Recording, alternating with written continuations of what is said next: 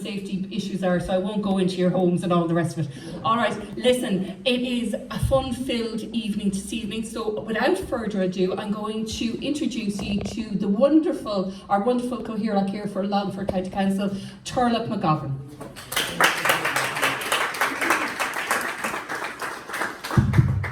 Thanks, Martina, for them fine words there. Thanks very much.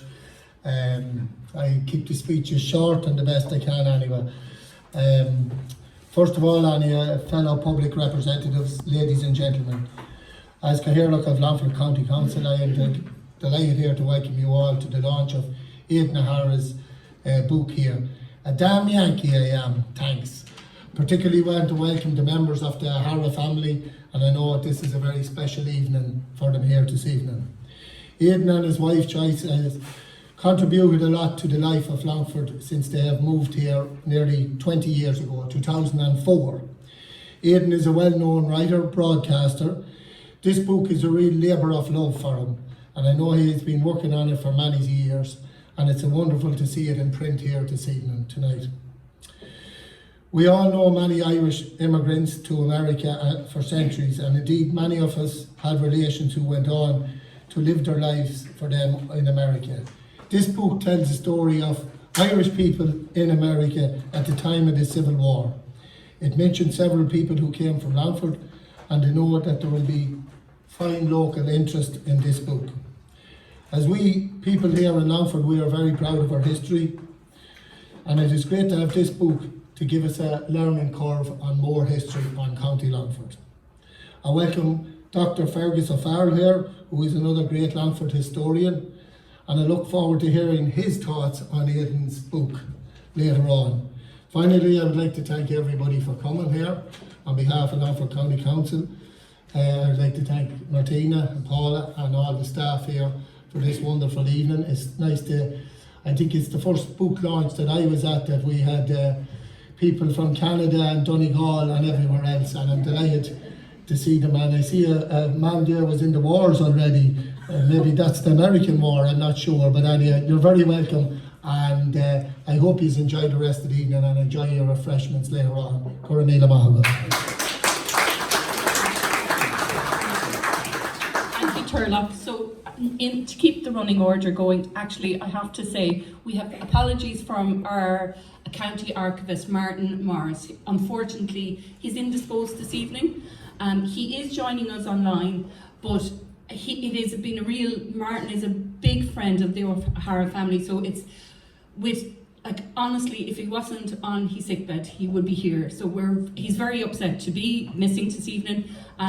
So I just wanted to say that before we go ahead. Now, we are going to have a few words from the publisher. So the publisher is Brian O'Hara from Anum Communications.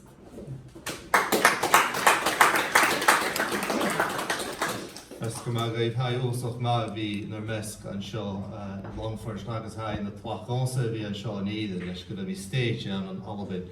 I just thought I'd say a few words in Scottish Gaelic because Anum Communications is based in Scotland, in the Highlands of Scotland where I live, and we've only published one book before, and that was a book of Gaelic songs, Scottish Gaelic song, a family collection of songs.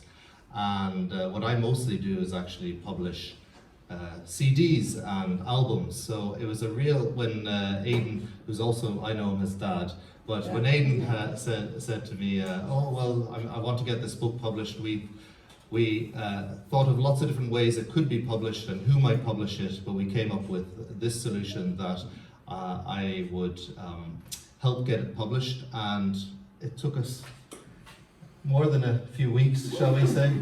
As they say in Donegal, it took us a wheen of weeks. It did. Weeks. So I learned an awful lot by doing it. I really enjoyed being able to read the book and being able to get all the illustrations and the hard work, the years of work that Aidan has put into this book is just amazing. And to be able to then get it typeset and then to get it distributed and to be available to you here now has been a huge amount of work, but a great pleasure to be able to work with Aidan and with the family on this. And obviously our brother Connor can't be with us. So Connor, if you're there online, hello.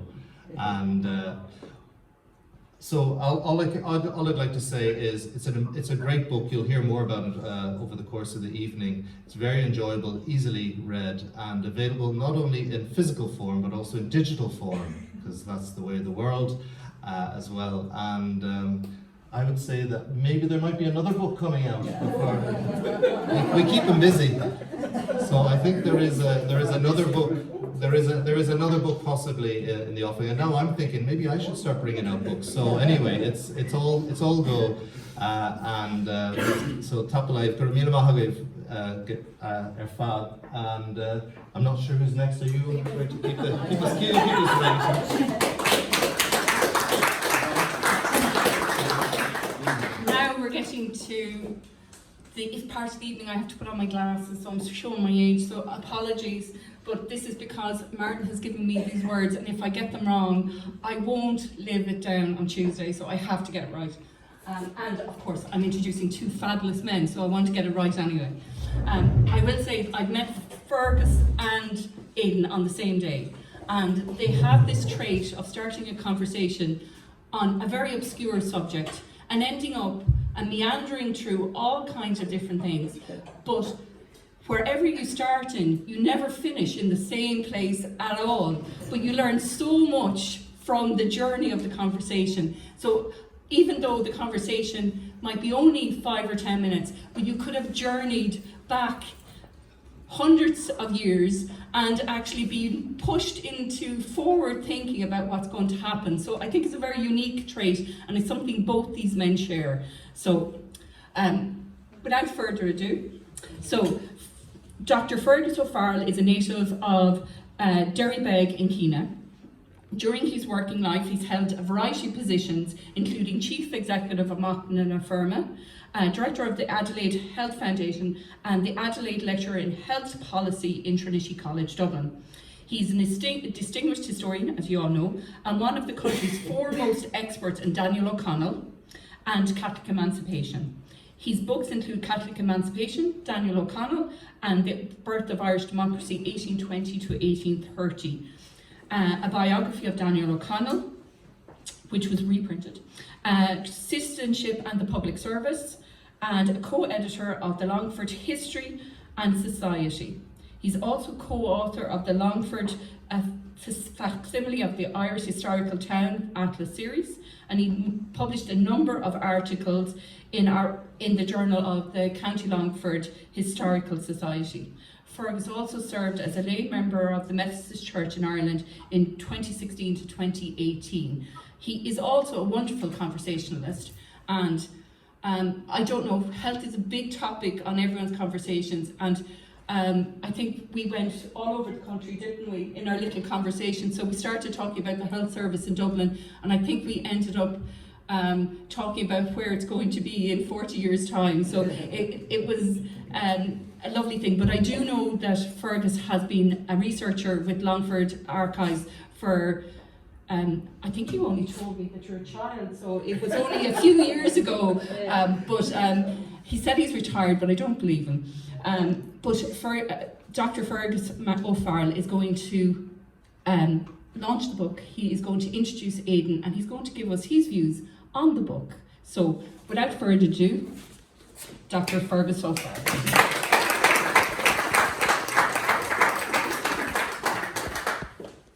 Here, and Madam Librarian, distinguished guests and friends, it is indeed a great honour to me personally to be invited to launch A Damn Yankee Am I? Thanks, Portraits of the Irish in the Era of the American Civil War by my distinguished friend Aidan O'Hara.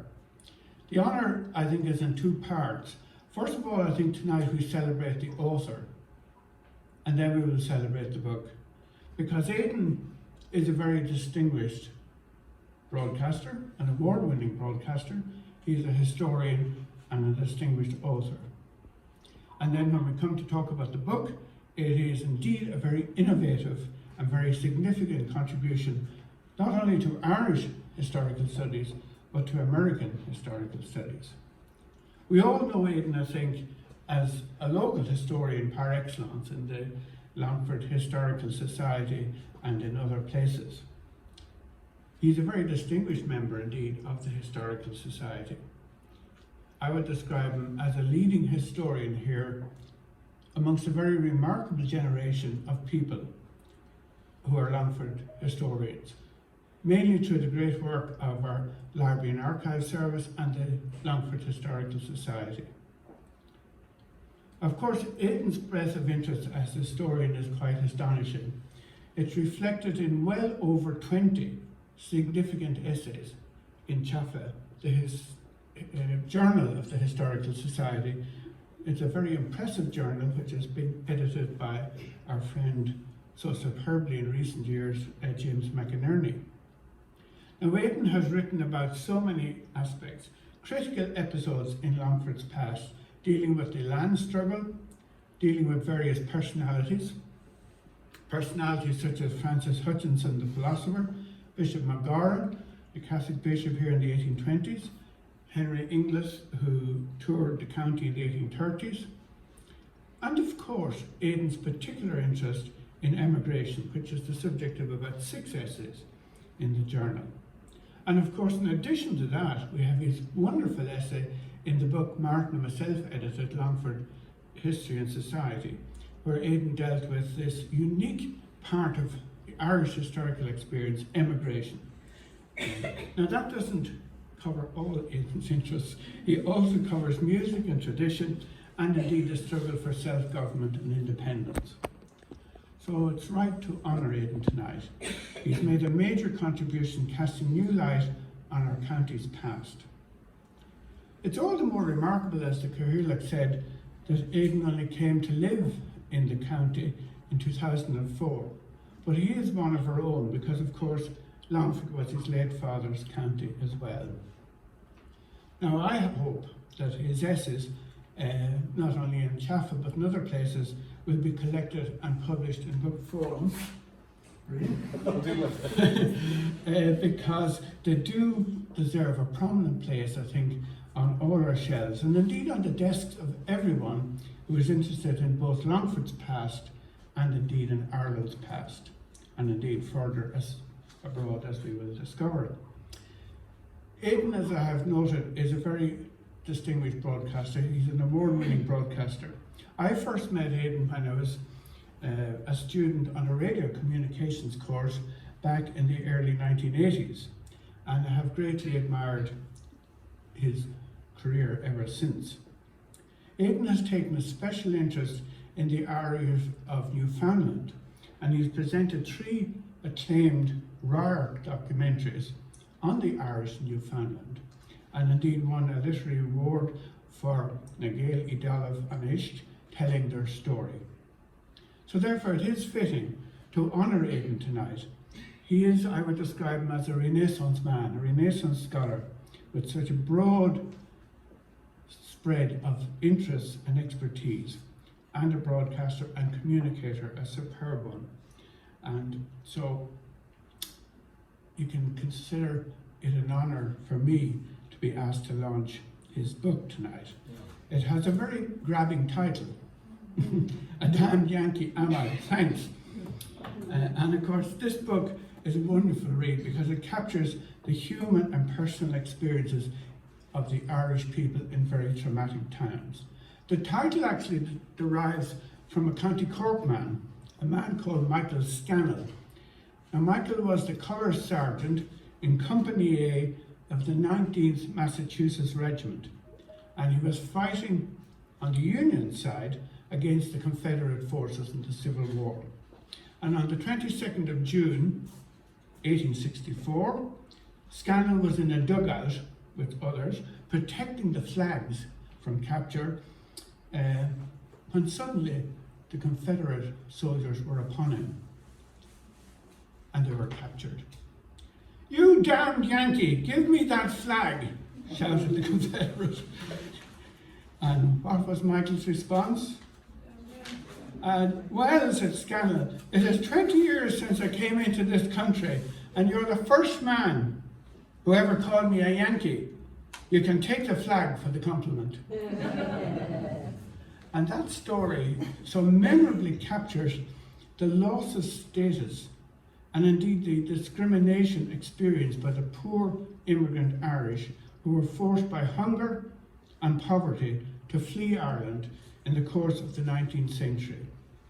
When they arrived on the shores of the United States, they naturally longed for respect and for acceptance in the new world.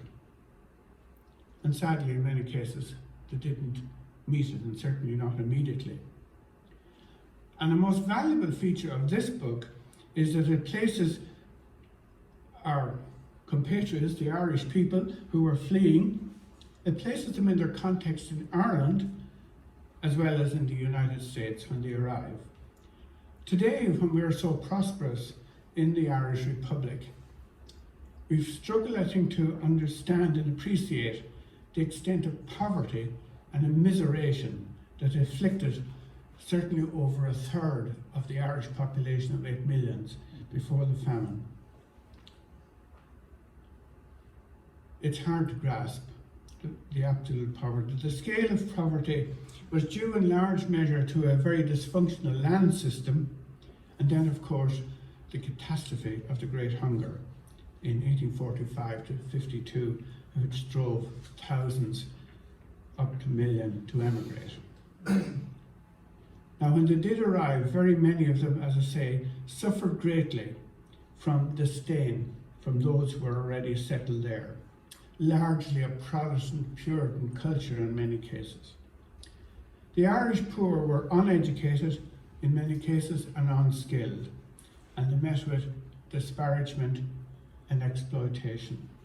Aidan in the book records a joke in the mid-1800s America, and this joke has a black slave complaining. "My master is a great tyrant. He treats me as badly as if I were a common Irishman." Which gives you some idea of how the felt experiences of those who were despised. Now we come to the American Civil War and the Irish. Of course, the American Civil War is a very significant event, not only in American history and in Irish history, but in world history. It is estimated for the Irish contribution that 150,000 to 200,000 Irish-born soldiers fought in the Civil War. To say about 20,000 of these fought for the Confederacy. And on the Confederate side, most famously people like John Mitchell, who indeed, the young Irelander, whose sons were killed in the war. Indeed, the first two soldiers, as Aidan records, to die for the Union were Irish soldiers. The Civil War turned out to be a vast military enterprise. The Union side mobilized over 2 million soldiers, 2.1 million soldiers, out of its population at that time of about 22 million. The Confederacy mobilized about 1 million soldiers out of a population of around 9 million in the Confederate States. And of course that included about 4 million slaves. Aidan deals very well with why so many Irish fought. Why did they get involved in this murderous war? He helped us to understand that, because it was a vicious war which killed well over 600,000 soldiers. As Aidan points out, they fought for a number of reasons. They fought to improve their standing in American life, to get some respect. They fought in many cases to support the cause of the Union, and in less numbers to support the cause of the Confederate stance over slavery. As in all wars, many fought for the money, to get a job and money. And they fought, some of them fought, to get military experience, so as they could at some point fight for Irish liberty and break the link back home with Britain. Now this last motivation, this nationalist spirit, was important, and it's captured well by Aidan in the book, where he recounts this Donegal man, James Mackay Rorty, who hoped, and this is in Rorty words, he hoped that the military knowledge or skill that I might acquire might be thereafter turned to account in the sacred cause of my native land. Rorty, like many of them, fought, of course, for the Irish immigrants, and he wrote to his father that a Southern victory, a Confederate victory, would close forever the wide portals through which the pilgrims of liberty from every European clime have sought and found it. Why, he says, because at the north the prejudice which they had all experienced, springing from the hateful and dominant spirit of Puritanism, and at the south the haughty exclusiveness of an oligarchy, would be equally repulsive and despotic. He says our only guarantee, McRorty says, our only guarantee is the Constitution. Our only safety is the Union. Indeed, his photograph appears in this book, which is so well, excellently illustrated, I might add. It's a wonderfully quality production, which brings the personalities in the stories alive for the reader, to see their actual portraits and pictures and the circumstances of the time. Of course, I think everybody will find fascinating, and I certainly do, the various personalities that are introduced from all over Ireland, and of course from our own county Longford. For example, from Longford we read about Adjutant Anthony McDermott from Lanesborough, who wrote later a brief history of the 69 Pennsylvanian volunteers, which was published in 1889. We read of chaplains from Longford such as Father John Bannon from Ruski, whose mother was a Fanny O'Farrell from Lanesborough. And indeed, Bannon's story is recounted in a more recent book by Philip Tucker, published in 1992, called The Confederacy's Fighting Chaplain, Father John B. Bannon. Noted also as Father William O'Higgins, chaplain to the 10th Ohio Regiment, and Father James Sheard, a County Longford man. A Confederate chaplain again, whose war journal has been published as Confederate Chaplain, a War Journal, edited by Joseph Durkin. Now, of course, each of these personalities are very suggestive of further detailed studies. There are many books still in Aidan, I think, because each of them brings to life different aspects. As the librarian mentioned, I'm a Methodist. I happen to be a Christian in that brigade of the Church of Christ, but a Methodist with a strong civic Republican viewpoint.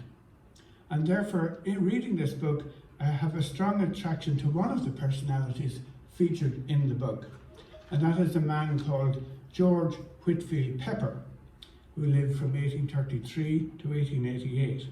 He appears in the chapter on the famous Irishman, General Philip Sheridan, who was the son of Irish parents from Cavan. Now, Sheridan was a wonderful general who never lost a battle, in fact. And Pepper was a County Down Methodist preacher with strong Republican views, who wrote and spoke for Ireland's cause at every opportunity. And as Martina says, my mind begins to then wander as these personalities suggest groups and areas of study. There is indeed a select and exceptional band of Irish Methodists who worked either for Home Rule or for Republican independence. And Pepper belongs to this select band. People like Jeremiah Jordan, the Methodist Nationalist MP of Parnellite, Reverend William Crawford, headmaster of my own school, who was a Home Rule advocate, died in 1926. A man like Frederick James Allen, who was a Fenian and a member of the Supreme Council of the IRB, and later a distinguished civil servant who developed places like Fairview Park. Allen, a Methodist. Jasper Wolfe from Skibbereen, Home Ruler, TD, and President of the Law Society. Famously Alice Milligan, Republican and cultural revivalist. Sean Lester, IRB member and distinguished international diplomat and Secretary General of the League of Nations. So although one would think Methodism and Unionism went together, there was this select and distinguished band of fiercely Irish advocates for liberty and republicanism and for home rule and independence. And so that's what I mean about Aidan's book. It sets you off and thinking about groups of people like the Roman Catholic priests who became chaplains of the various armies and their stories. And I could dwell on a number of them, some of them who came back and exposed what was happening in Batumna Workhouse, having been traumatized by what they saw in America and then traumatized by what they saw in the abuse of a master called Ogle in Batumna Working House, and then returning to the United States. You see how this book will set off, I think, new lines of Irish and American historical reflection, and hopefully more stories on what has been quite a neglected area of Irish historical studies until recent decades. Turning now to conclude, the Irish people involved in emigration, it's hard to get our minds around the scale of it. The numbers are quite enormous. Between 1845 and 1870, approximately 2.5 million Irish made their home in America. It is only relatively recently that this emigration and then immigration story has been studied in great detail by historians, and Aidan has a very illuminating reference to what studies have been done, but also on, he's a wonderful chapter on the Irish and post-Civil War United States. The stories have how these Irish immigrants, through education and hard work, improved their lives and obtained political influence. They are very inspiring. As early as 1870, we find that 20% of all school teachers in New York were Irish. Aidan charts the roles played by Irish women in trade unions, in religious life as nuns, and in many other occupations. And a great deal of them started off in domestic service as maids and worked their way up. And of course, they couldn't just keep the money that they were earning. Their hard-earned money was sent home to their families and became a crucial part of life for many families on small farms in Ireland. It has been estimated between 1848 and 1900, the annual average sum of at least $5 million was sent to Ireland every year, making a grand total of over $260 million in this period. We owe a great deal to these people. They fed or bedded what would have been otherwise a grim circumstances for many families, and brought on their siblings to better circumstances, either at home or abroad. We owe them a great deal, and we certainly owe them the tribute that Aidan is paying them, and we should pay them, of learning their stories. We shouldn't ignore the pain and suffering of so many at home in the US. Rona Groark, who is one of our own leading Irish poets from these parts, indeed a major poet who contributed to our book on Longford, she's just published the story of another O'Hara, Ellen O'Hara. Ellen was her great-grandmother who emigrated from Sligo and who worked as a maid and sent home the money, and later worked her way up, having to bring home her children and leave them with the family and go back and work again until her children and as teenagers could rejoin her. And she later worked her way up to running a boarding house in New York. And Vona, in this book, evokes very much the experience that people like Ellen had. She tells Ellen's story, evoking the loneliness, the grim circumstances of the immigrant, and the successes then against the odds.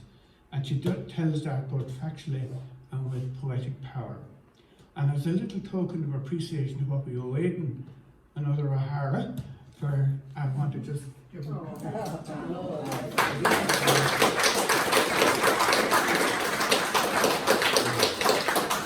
because we need Aidan's book. We need Aidan's book to stimulate us to recover what is a great expanse of all our histories, of Irish people's history. Emigration, of course, has led to this powerful Irish diaspora, which you find throughout the world, particularly, of course, in the United States, but in Australia and many other places. And the role they have played in our own development, Irish political developments, right from, you might say, the Home Rule, New Departure, IRB movements, cultural revival movements, right up through the independence movement, right up, of course, to the Good Friday Agreement, and still is a critical factor in Irish history and politics. So we owe a great deal to them, and we certainly need to understand Irish America, how it's developed and how it's evolved, and perhaps we need to understand it a great deal more and a great deal better than perhaps we've done in the past. It is therefore an honour and a privilege to launch this important book on the Irish in what you might call the transatlantic world of Ireland and America. I've just referred to Ellen O'Hara, the great-grandmother of Ona. I want to conclude by quoting another O'Hara who's mentioned in the book and pictured, Captain Theodore O'Hara, who lived from 1820 to 1867. Theodore was a talented author of the immortal poem, The Bivouac of the Dead. Theodore supported the Confederate cause, and indeed he is a celebrated author and member of the O'Hara clan. Theodore O'Hara's poem was written when the remains of Kentucky soldiers that had fallen actually in the Mexican-American War in 1847, they were returned and buried in their native state in Kentucky. And his poem features on many memorials, particularly Arlington Cemetery and in many other places. I'll just quote the first verse of it. I think it stands as a tribute to all of the Irish fallen in the Civil War too. The muffled drum's sad roll has beat, the soldier's last tattoo. No more in life's parade shall meet that brave and fallen few. On fame's eternal camping ground, their silent tents are spread, and glory guards with solemn round the bivouac of the dead. We look forward, Aidan, to many more fruitful studies, and we want to honour you and pay tribute to you for this wonderful book, and we look forward to your pen from our own distinguished member of the O'Hara clan, Aidan.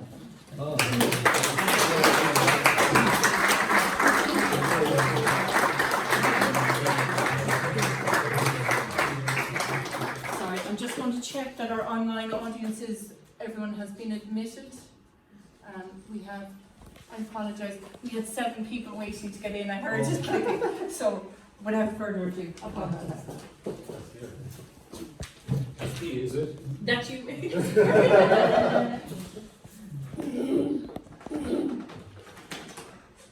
Well, acháda, gan buchas le fergus as scaffold the dúirte, na multi nach bhfuil tilteagam, ach glacam leo. And it's so wonderful to see so many of my friends, our friends, Joyce and I, that you took the trouble and time to come out this evening. And I hope, if and when you got the book, and of course I'm assuming you have, each of you, your own precious little copy, that it fulfills all of what you hope and your expectations for the book. It is also, of course, a great pleasure to know that so many of our friends and relations abroad, in places around Ireland and indeed Newfoundland, that's how they call it over there, by the way, Newfoundland. And in Irish, of course, we call it Talmanaish, which is I used to always think the land of the fish, but of course it can mean that, but it really is meant the fishing grounds. And it's that one place outside of Ireland with its own special name. Also in America and Canada, our relations there, my twin brother Mel, I hope, is watching in Ontario. And I'm deeply grateful to Fergus for all the kind things he said about me, which, as I said at the start in Irish, I hardly deserve, but I accept them. I think of a line that I shared with one of you the other day, that He flatters me, really. And then our friend Jonathan Swift had a line about that subject. "'Tis a maxim in the schools," says he, "that flattery is the food of fools. Yet now and then your men of wit will condescend to take a bit." So not being the sort of man he's describing, I condescend to take a bit myself.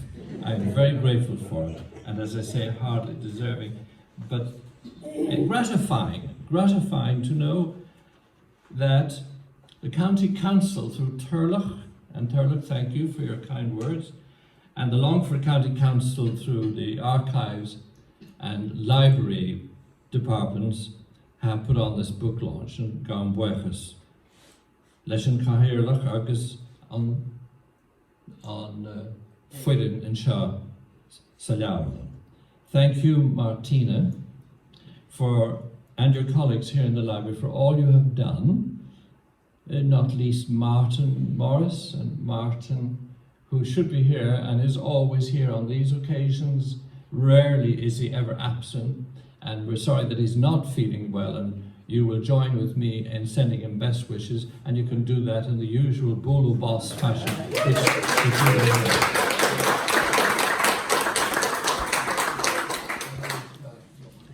So I don't know how I can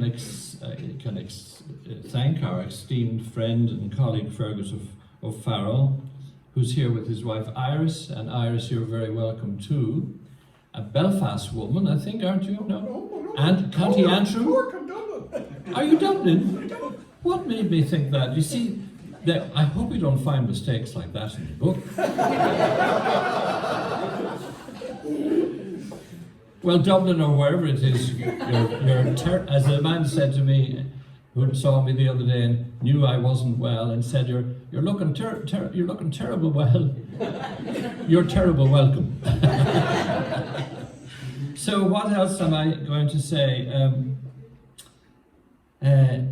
The problem, of course, here, when you mention names, you inevitably miss out people, and I don't want to do that. But I want to certainly thank Alan Walsh, who's the editor of the Longford Leader, and Shelley Corcoran, whom I saw coming in there. They do great work for us. We must value our regional newspapers, folks, because we can't afford to lose them. They are a very valuable part of our social life, our cultural life, and that is important. I want to say that in writing this book, I have many people to thank, not least, of course, my dear wife Joyce, who's sitting here in front of me, my first and only love. You're all supposed to say but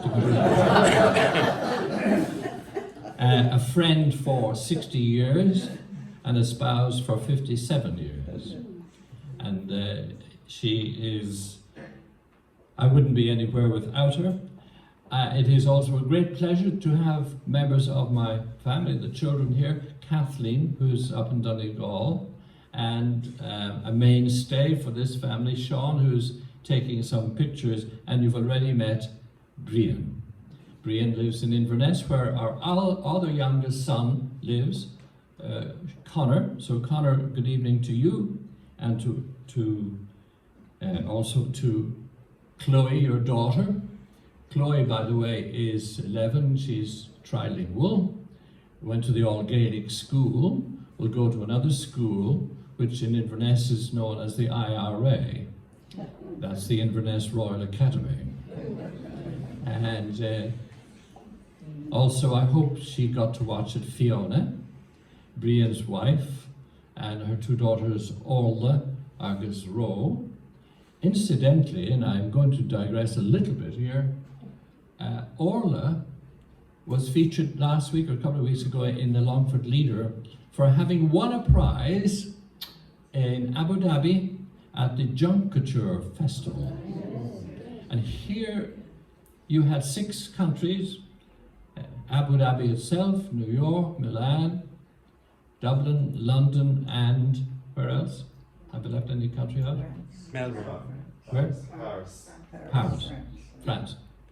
So 6 countries. And 10 youngsters or so from each of these countries landed in Abu Dhabi, and the judges interviewed them all, and then from each the groups selected a winner. And for London, the United Kingdom was selected Orla Niara, Irish citizen and passport holder, winning for the UK. And then, extraordinary thing, a neighbour of ours in Clonbalt Woods, one of the pair who won the international prize for the world. It's just one of those extraordinary things, and I often think of Longford. Longford sometimes underestimates itself. It has many riches. We are blessed to be in this county. It's a corner of Ireland, a central portion of Ireland, and it has much to celebrate, as all corners of Ireland have, and Longford needn't take second place to anyone.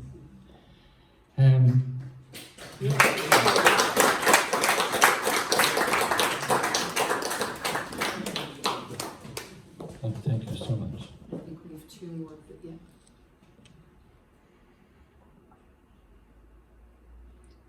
Thank you, Kathleen. Sorry. Just keep coming. I just have taken a sidelong glance, and there's my twin brother Mel and Noako, his wife. Hi.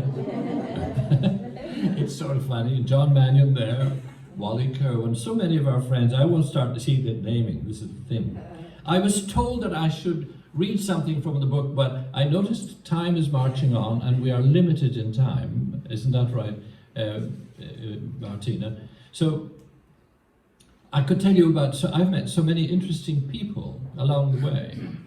And Fergus, you did rightly say there's more that I could write about. I had to dump huge amounts of the thing in editing this book, because our story is so interesting. And you might think, but should the Irish story in America is well told?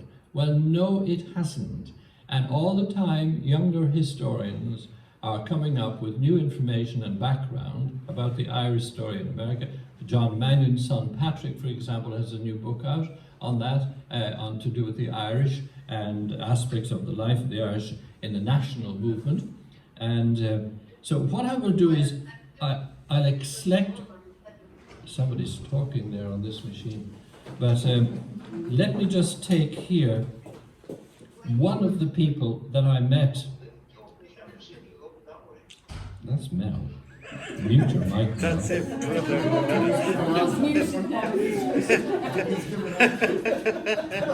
who said we wouldn't notice the international audience? I'm telling you, Mel, it's a good job we're among friends, and they're all very, very, shall we say, tolerant of human errors, as they were of mine and Iris, my contretemps there. But one of the women I met along the way, to do with the Irish abroad, that came to Ireland and was impelled to sort of look around and see what she could find, was a woman called Asenath Nicholson. She was born a Hatch, Asenath Hatch, in Vermont in 1792. And she wrote 2 books when she was here. She came here in 1844, was here during the famine. First book was called Annals of Ireland's Welcome to the Stranger. And then the other book was called Annals of the Famine in Ireland.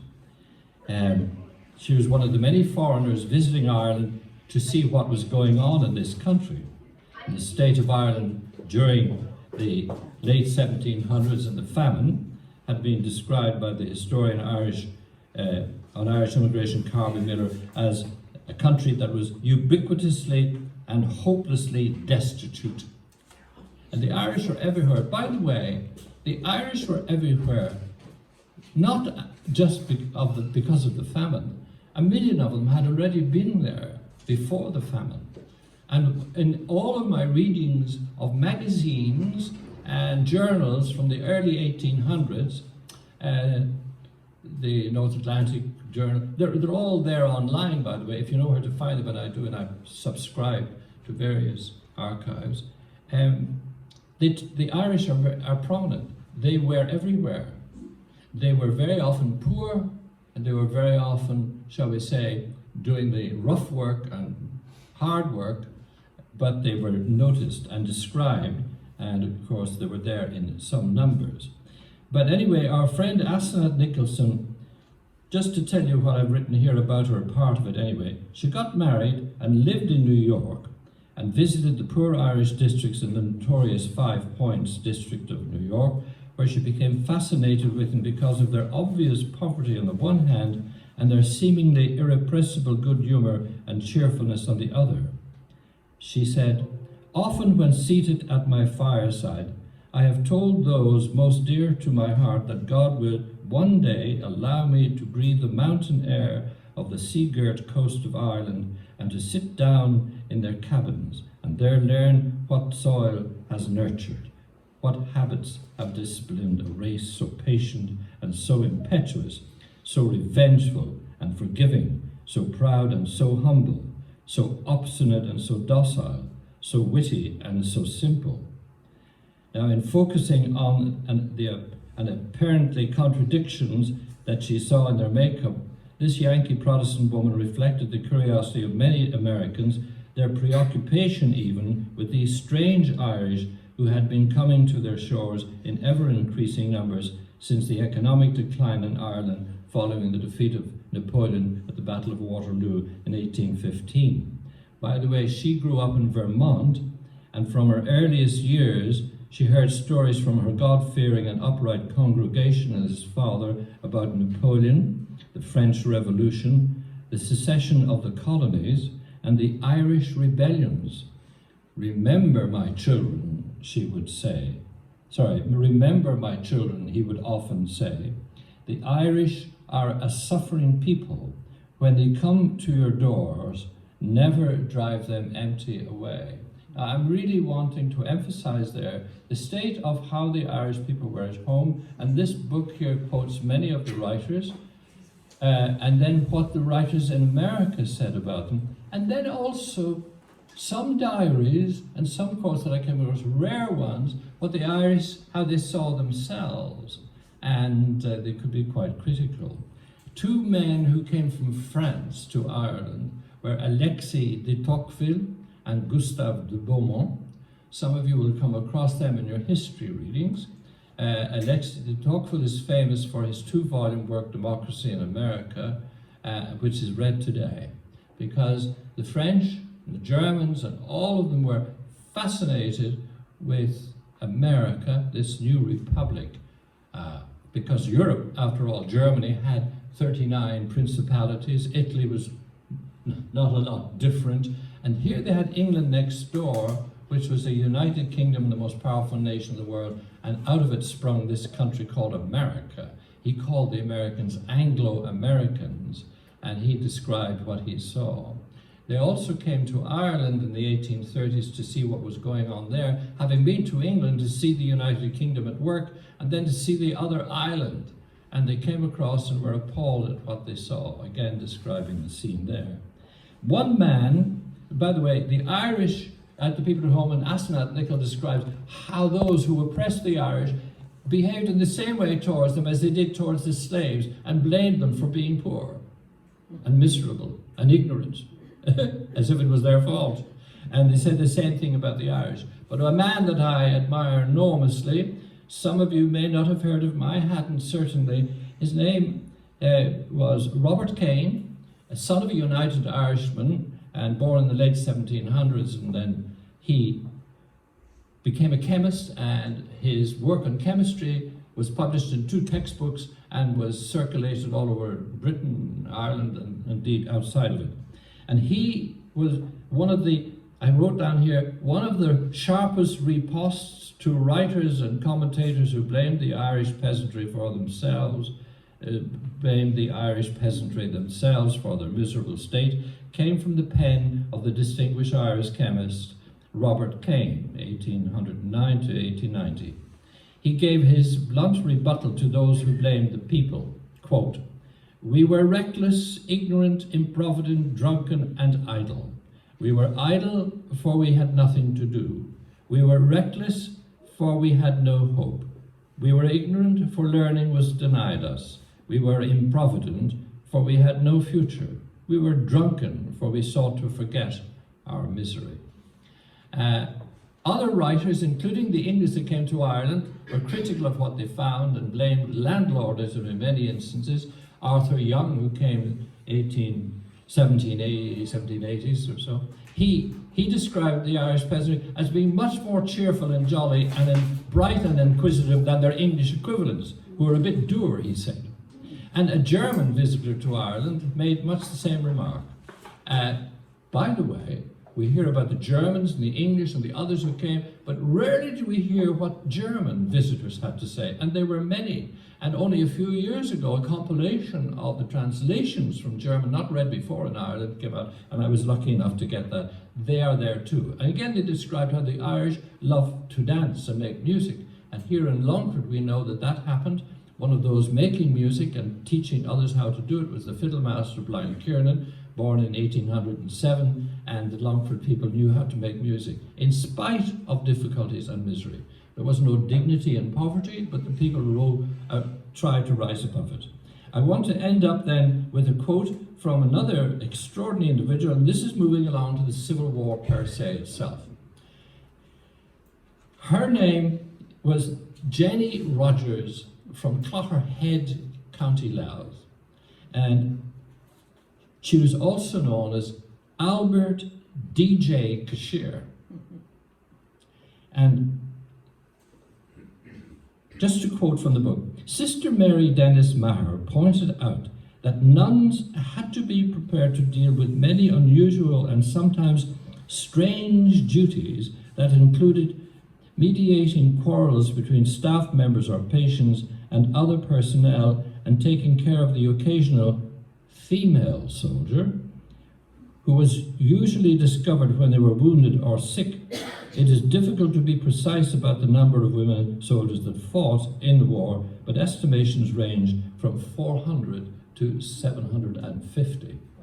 The most noted of them all, folks, was a woman from County Louth, Jenny Hodgers, the son of Patrick and Alice Hodgers. And I have photographs in the book of her. A couple of photographs. There it is there, page 347. And she fought all through the war, folks. She was a little short kid, because they didn't know that she wasn't a gal, but a guy. And I quote here in the book, and I haven't time to go through it, but men who fought with her thought that she was very private. He was very private. He was known as Al. Al toted a big, heavy musket like all of the other guys and was a crack shot. She was captured one time and knocked the guy who was Confederate soldier that was guarded, knocked him down and made off and continued fighting to the end of the war. And she remained as Al D. Cashier all her life after that and got a pension as a man.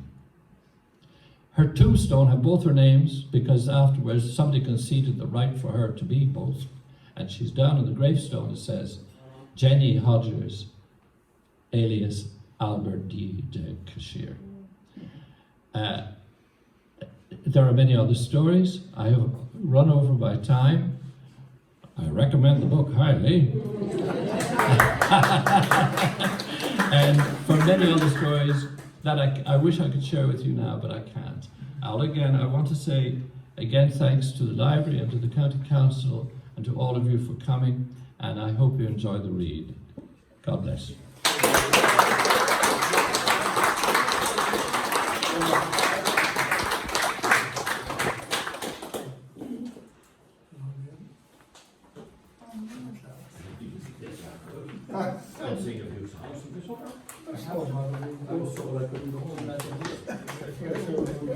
Are you going to tell them, Martina, when I tell them what we have to do? Oh, yeah.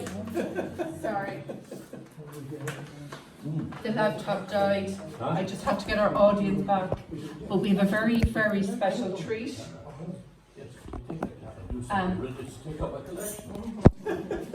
You all know, famously know that the O'Haras are great singers and entertainers.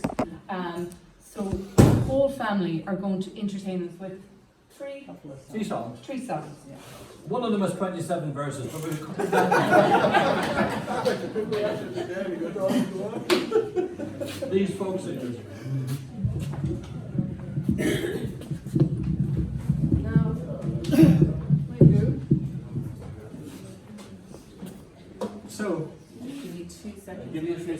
worry. Oh, we don't need it. Now, Joyce. Anybody know that they had relatives who were in the American Civil War? You know, yeah. Well, there are several, and I've written about them. Pat Fitzgerald from Drumlish was killed in the Civil War, and then Hugh Mulvey lived in Mill Street, married to a divine woman, died in the Civil War. A man who didn't die was James Gray from Clonbrony, and he wrote letters home, and a young woman got the letters in and did her master's degree on it from Queen's University. Doesn't it? So there are things about Longford now. This is all part of our heritage, folks, and very valuable. So are we going to sing or are we going to wait? No, I don't need it. Just take a few steps on Guys, that way. Just a few Sorry, steps there's on still that way, people coming in. Okay. yeah? Well, I won't be able to. Hi, Mel. So we got old friends. Hi, Margaret, over in Scotland. Okay. Oh my goodness. It's really quite bizarre to have that happen. Joyce's family, there are a lot of German ancestry, 6th generation German, no other ethnic group. She's a Kunz, and so we have a nickname. I'm Hugs O'Hara and she's Cuddles Kunz. And that's Cuddles with a K. Now, the song we're going to start with is a sing-along, and I know there are singers there. Thomas Igo, you'll be leading from the back, I hope. And others of you that are there, we'd love you to join in. And the song we're going to sing is again a connection with Ireland and America. And a remarkable woman called Gina Murphy that I've spoken to you about before. She was a song collector, and she remember getting one folk song from the Prime Minister of Australia, Roger from Kildare. She said, I'll sing for you now the song I sing that I don't sing for the nuns. But this is another version, which it's got a respectable version of the song, but I won't say that now. But she wrote a song called I'm a rambler, I'm a gambler, I'm a long way from home, and if you don't like me, well, leave me alone. I'll eat when I'm hungry, I'll drink when I'm dry, and if sunshine or moonshine don't kill me, I live till I. You all know that one. I said to myself, she mentions dollars in it. So she got that from someone who had been to America, possibly her father, and so she wrote her own song called The Moonshiner, I'm a Rambler, I'm a Gambler. So I said to two women friends who visited from America, dulcimer players, I said to them, where could she have got it? And one of them, who was from Texas, said, I'll tell you where she got it. It was collected by Alan Lomax about 1930 when he was collecting in Texas, and this is the song he collected, and it mentions a town called Belton, and another one called something else, I can't think of it. And Delia heard that song and she made her own version of it. This is the song that was collected in Texas. I'm going to start. I'm a gambler, I'm a gambler. I'm a long way from my home, and if you people, you don't like me, well, just leave me alone. All together, I'm a gambler. All together, I'm a gambler. I'm a long way from my home, and if you people, you don't like me, well, just leave me alone. The night was dark and raining, and the moon gave no light, and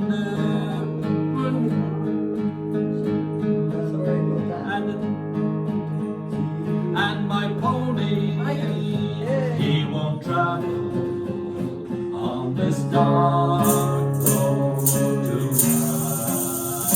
I'm a rambler, I'm a long way from home. I'm a long way from my home. And if you people, you don't like me, well, just leave me alone.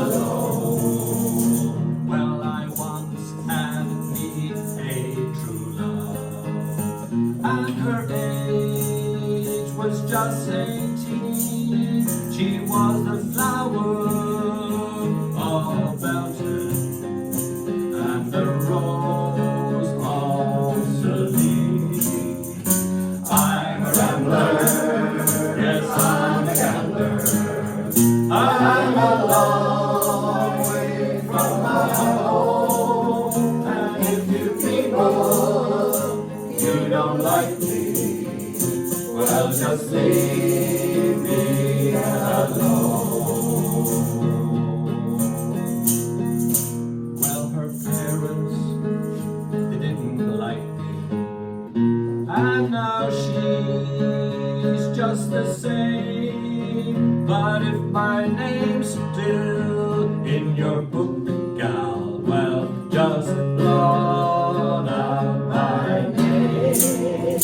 I'm a rambler, I'm a gambler, I'm a long way from my home. And if you people, you don't like me, well, just leave me alone. Now there's changes on the ocean, and there's changes on the sea, and there's changes in my true love, but there ain't no change in me. Why? 'Cause I'm a rambler, I'm a gambler, I'm a long way from my home. And if you people, you don't like me, well, just leave me alone. One last time. I'm a rambler, I'm a gambler, I'm a long way from my home. And if you people, you don't like me, well, just leave me alone.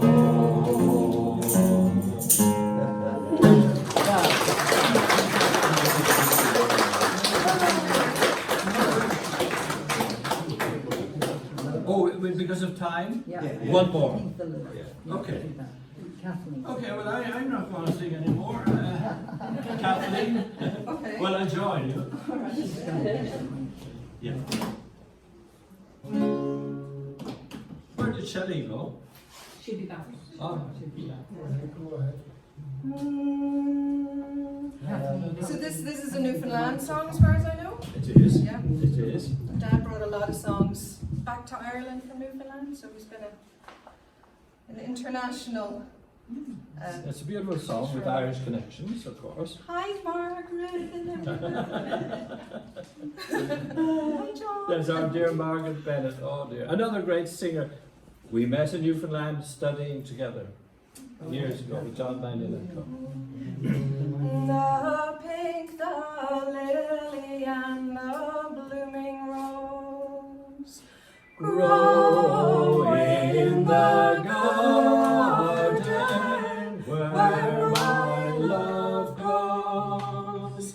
The little small birds, they do rejoice when they think they hear my love Jimmy's voice. Oh, James Mochree, I do love thee well.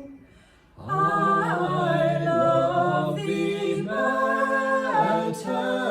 than tongue can tell.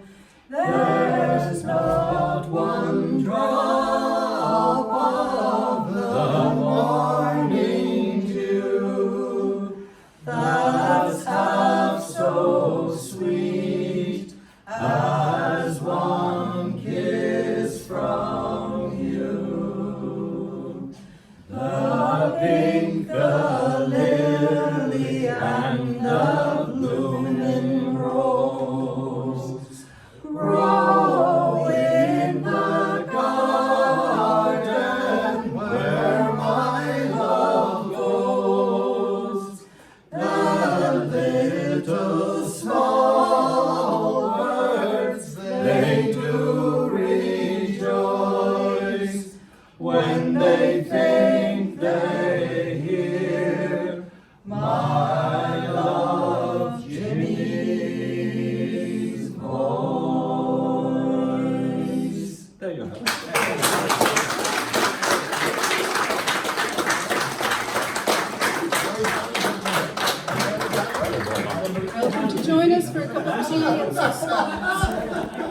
Thanks to the librarian and everyone involved. Thanks everyone online as well. Do they want Do you want to say goodbye to? I'm just going to unmute them so they can talk to you. Aidan, because they're all here for you. I took down the volume. Yes. There are some lovely cakes. Sorry, Aidan is going to stay on.